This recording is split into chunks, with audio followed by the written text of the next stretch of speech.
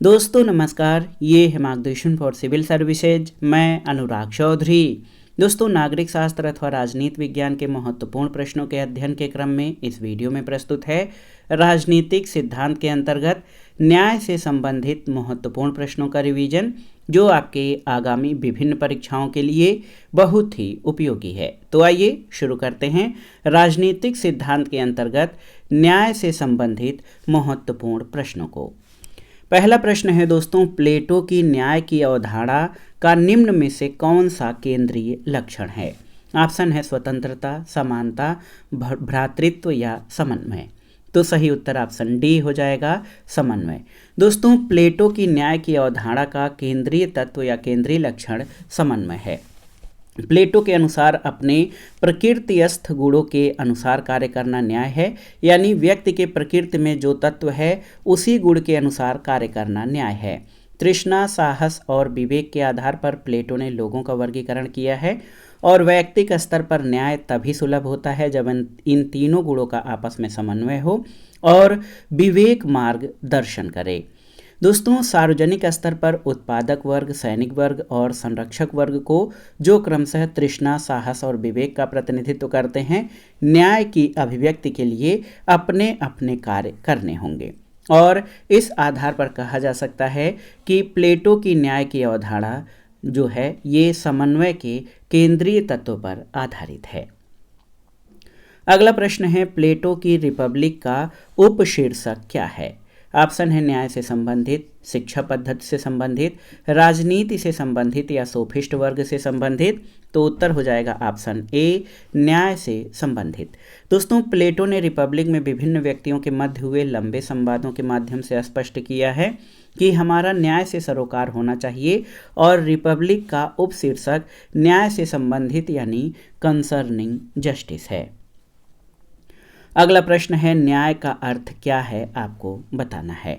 तो सही उत्तर हो जाएगा, न्याय का अर्थ है कि कोई भेदभाव नहीं किया जा सकता है। दोस्तों, सभी प्रकार के भेदभाव का अभाव ही न्याय है और अगस्टाइन के अनुसार न्याय एक व्यवस्थित और अनुशासित जीवन व्यतीत करने तथा उन कर्तव्यों का पालन करने में है जिनकी की व्यवस्था मांग करती हैं। वे आगे कहते हैं कि जिन राज्यों में न्याय नहीं रह जाता वे डाकुओं के झुंड मात्र कहे जा सकते हैं। कुछ अन्य महत्वपूर्ण तथ्यों को देख लेते हैं। एक सोफिस्ट विचारक हैं थ्रेसिमेकस, उनके अनुसार न्याय शक्तिशाली का हित है। सेफालस के अनुसार न्याय सत्य बोलने और अपना कर्ज चुकाने में है और प्लेटो के अनुसार प्रत्येक व्यक्ति का अपना विशिष्ट कार्य करना और दूसरे के कार्य में हस्तक्षेप न करना ही न्याय है। यानी प्लेटो का जो न्याय है वो कार्य विशेषीकरण पर आधारित है।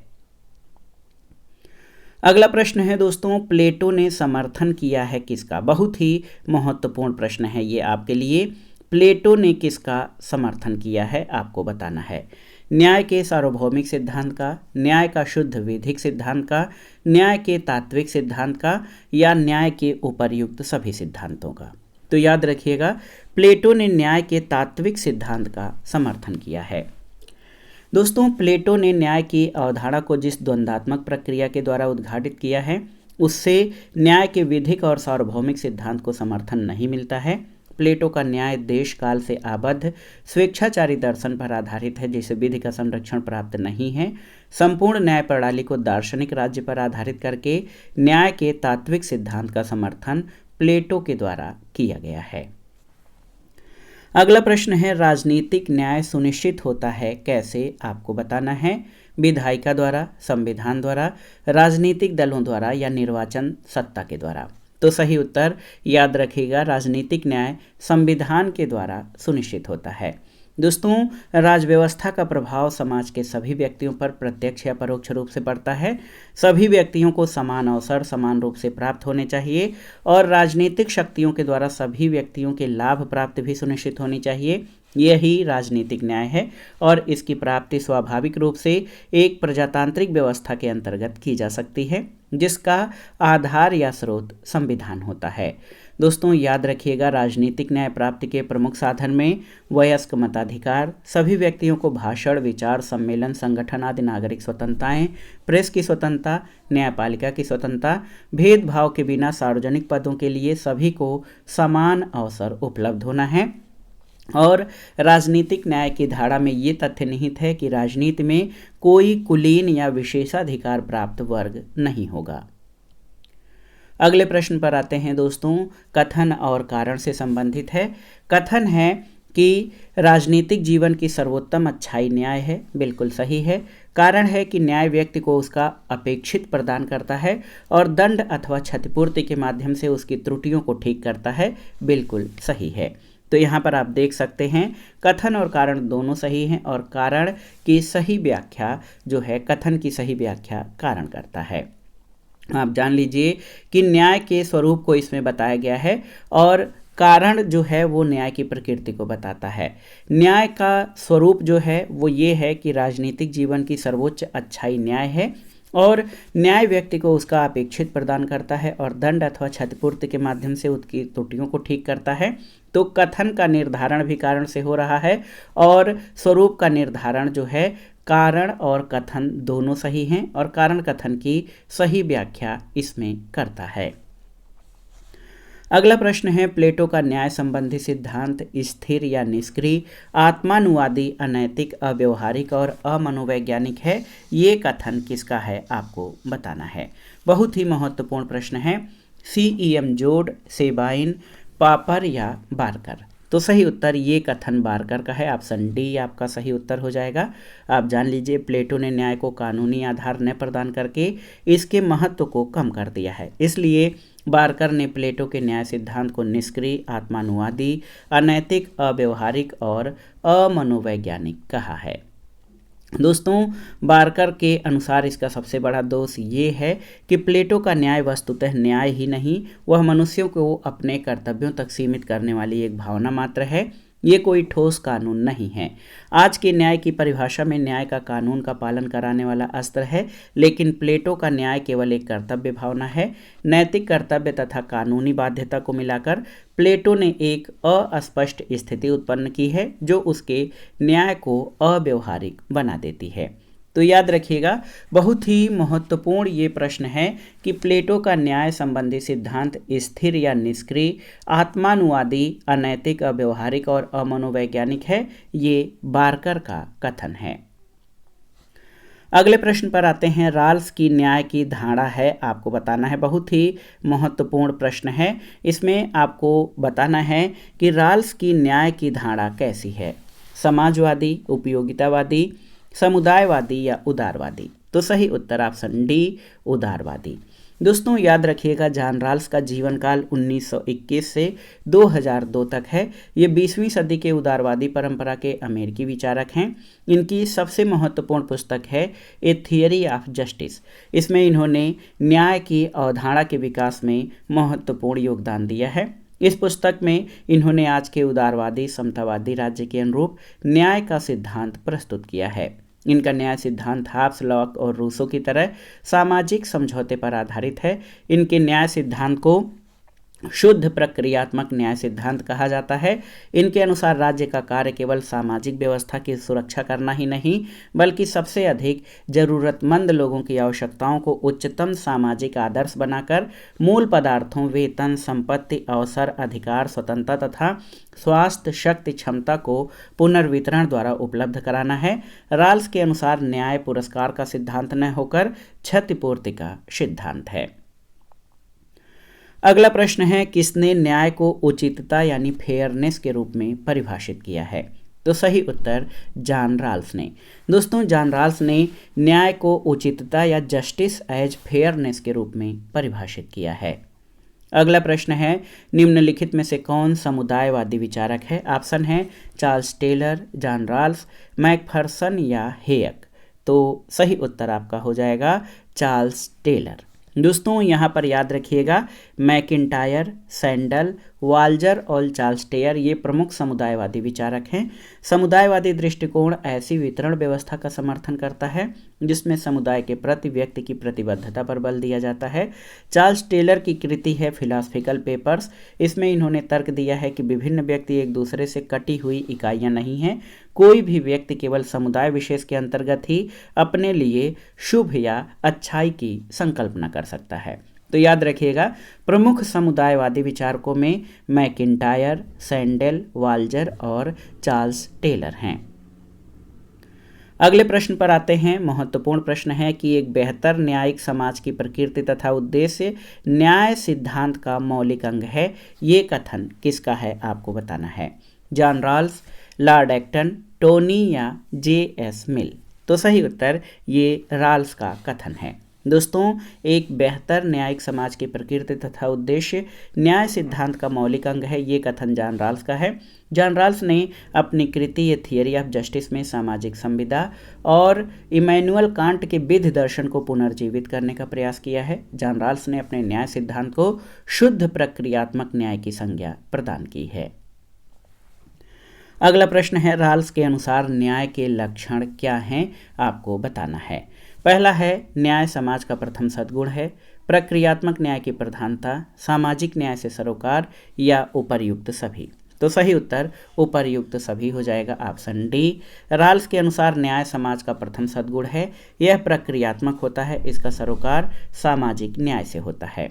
दोस्तों, समकालीन उदारवादी चिंतक जॉन रॉल्स ने अपनी कृति ए थियरी ऑफ जस्टिस यानी न्याय सिद्धांत में तर्क दिया कि उत्तम समाज में अनेक सद्गुण अपेक्षित हैं जिसमें न्याय का स्थान सर्वप्रथम है। न्याय उत्तम समाज की आवश्यक शर्त है, किंतु यह उसके लिए पर्याप्त नहीं है। जॉन रॉल्स के अनुसार न्याय की समस्या प्राथमिक वस्तुओं के न्यायपूर्ण वितरण की समस्या है।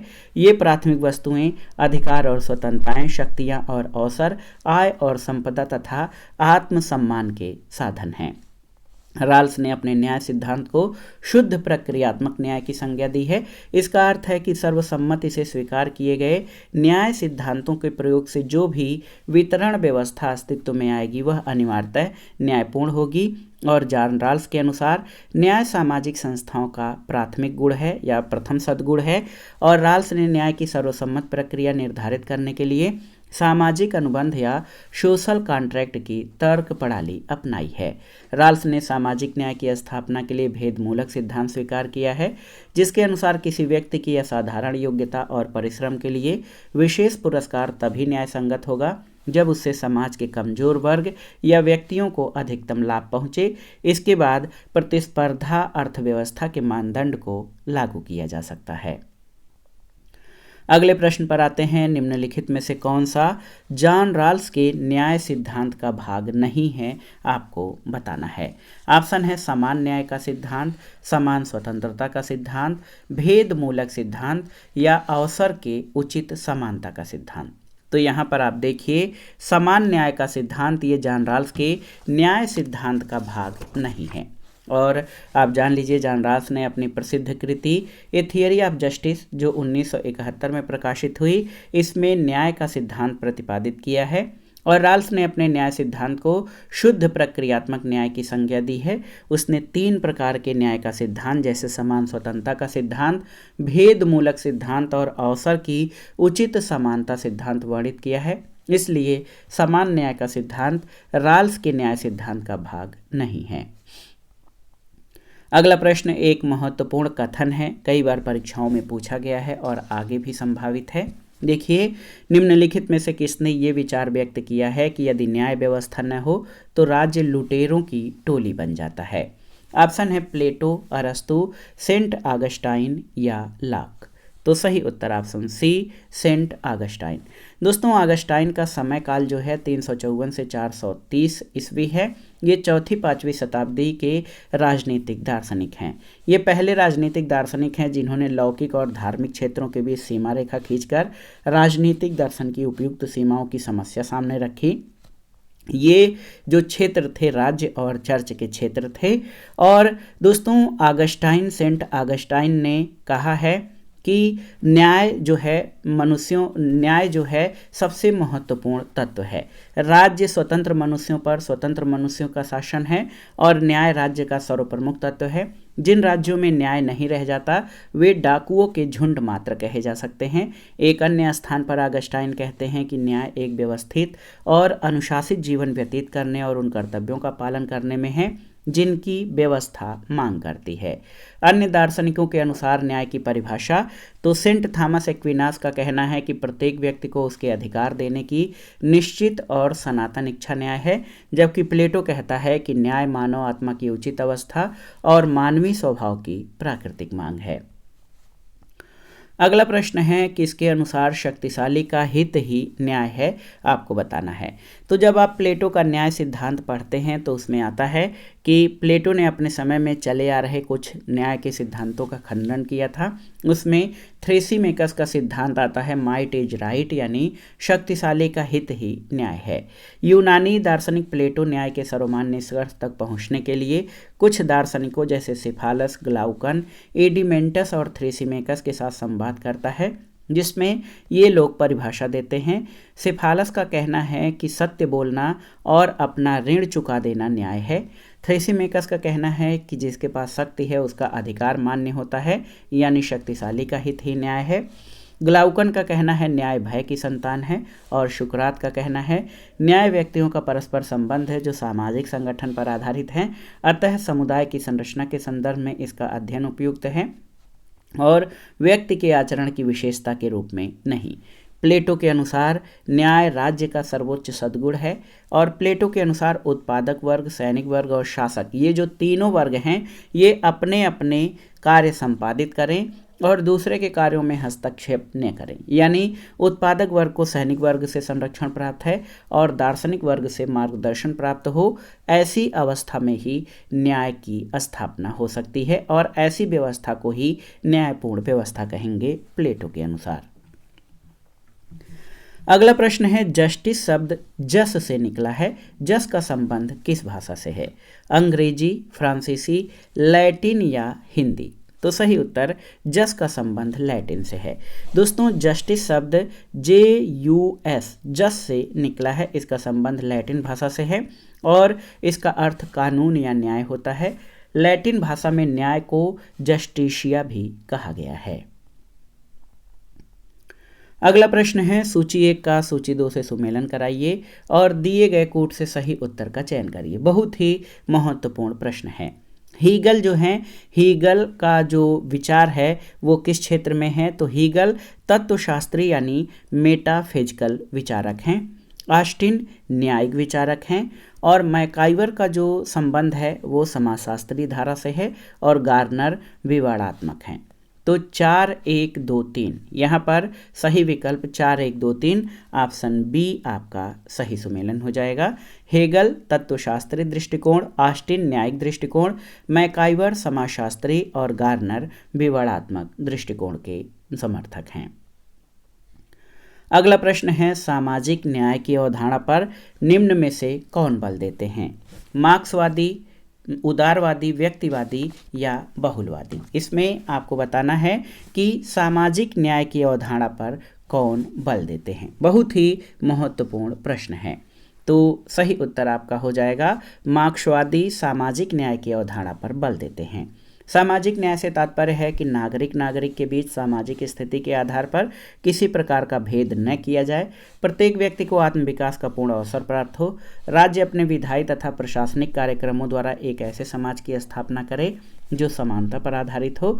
और मार्क्सवाद के सामाजिक न्याय पर बल देने के कारण ही विश्व के जो है करोड़ों लोगों ने इसे अपनाया है। पंडित जवाहरलाल नेहरू के शब्दों में लाखों करोड़ों लोगों के लिए मार्क्सवाद के प्रति आकर्षण का स्रोत उसका वैज्ञानिक सिद्धांत नहीं बल्कि सामाजिक न्याय के प्रति उसकी तत्परता है। अगले प्रश्न पर आते हैं। अंबेडकर के सामाजिक और राजनीतिक दर्शन का सर्वाधिक महत्वपूर्ण पहलू क्या है? कानूनी न्याय, आर्थिक न्याय, राजनीतिक न्याय या सामाजिक न्याय? तो सही उत्तर आप जानते हैं सामाजिक न्याय। दोस्तों, डॉक्टर अंबेडकर के सामाजिक राजनीतिक दर्शन का सबसे महत्वपूर्ण पहलू सामाजिक न्याय है। बाबा साहब ने आजीवन समाज के दलित और पिछड़े वर्गों के अधिकारों और हितों की रक्षा के लिए संघर्ष किया और उनका अधिकतम जोर सामाजिक न्याय की प्राप्ति पर था।